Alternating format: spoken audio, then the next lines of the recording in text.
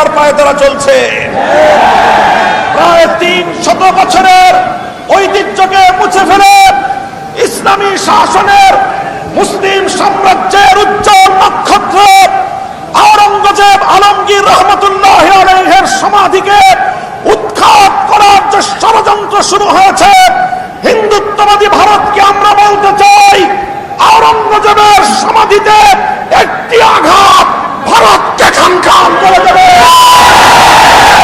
আওরঙ্গজেবের সমাধিতে যদি কোনো আঘাত করা হয়, সেটাকে আমরা গজওয়ে হিন্দের প্রতিধ্বনি হিসেবে বিবেচনা করব।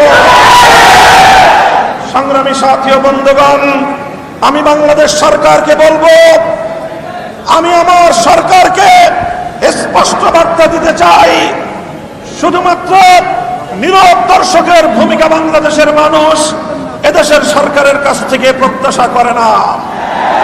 আপনারা ভারতকে, ভারতের প্রয়োজনে রাষ্ট্রদূতকে তলব করে যেভাবে আওরঙ্গজেবের সমাধিকে কেন্দ্র করে নতুন করে ভারত জুড়ে দাঙ্গা বাঁধাবার পায়তারা চলছে, এটাকে যেন বন্ধ করার চেষ্টা করা হয়, ভারত সরকার যেন কার্যকরী পদক্ষেপ নেয়।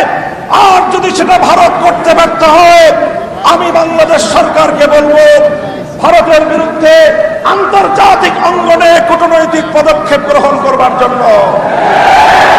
আমরা স্পষ্ট ভাষায় বলতে চাই, ভারত এবং ইসরায়েল যৌথ প্রযোজনায় যেভাবে মুসলিম নিধন পরিচালনা করছে, মুসলমানদের রক্তে রঞ্জিত করছে পৃথিবীর মানচিত্রকে, এই যৌথ শক্তিকে রুখতে গিয়ে, এই যৌথ শক্তিকে রোধ করার জন্য গোটা বিশ্ব মুসলমানদেরকে, বরং তার চেয়ে বড় বিশ্বের মানবতাবাদী সকল শক্তিগুলোকে ঐক্যবদ্ধ করে প্রতিরোধ করে তোলার জন্য বাংলাদেশ সরকারকে আমি উদ্যোগী ভূমিকা পালন করার আহ্বান জানাই।